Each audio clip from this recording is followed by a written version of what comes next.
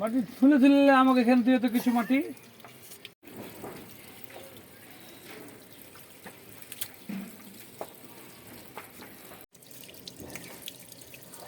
পাঁচ মাস থেকে তাজা করে এরকম করে ছিললেন। তাজা মাছ ছিললে ভিটামিনটা বেশি পাওয়া যায়। হ্যাঁ, আপনাকে তাজা ছিলি তো দেখি কেমন লাগছে। তাহলে আমাকে ছিলবে এক সময়তে। হ্যাঁ, এখানে না শ্বশুর আব্বা হয় না তো কাক তোর আব্বা হয়।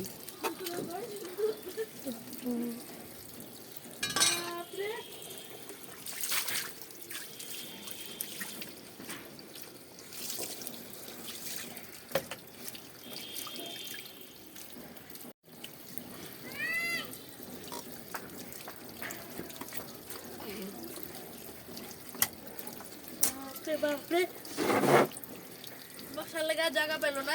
ছি আসসালামু আলাইকুম। আপনার ভাইয়া মাছ কিনে নিয়ে এসছে, আজকে পাঙাশ মাছ কিনে নিয়ে এসছে। তো পাঙাশ মাছটাকে ছিলে পরিষ্কার করে মাছ কাটতে বসে না, কাটতে পারেই না মাছ, আর কি করলো, কাটতে পারি কিনা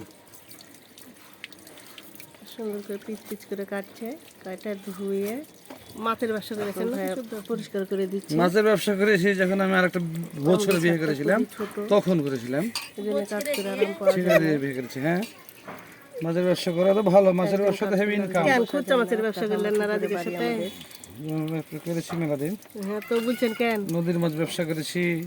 হ্যাঁ, ওগুলা এই বউ থাকলে হবে না, আবার বিয়ে করতে হবে। করতে হবে।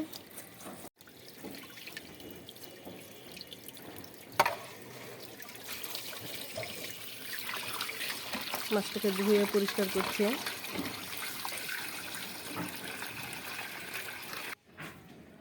এটা হচ্ছে পাঙাশ মাছ। এখন মানুষের বাড়িতে রাখতে যাবো, কারণ আমার নিজস্ব ফ্রিজ নষ্ট হয়ে গেছে।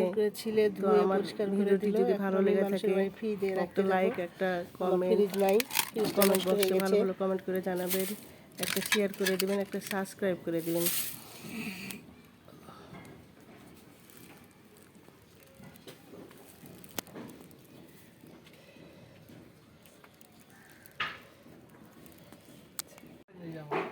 তাই না? আচ্ছা, হলো।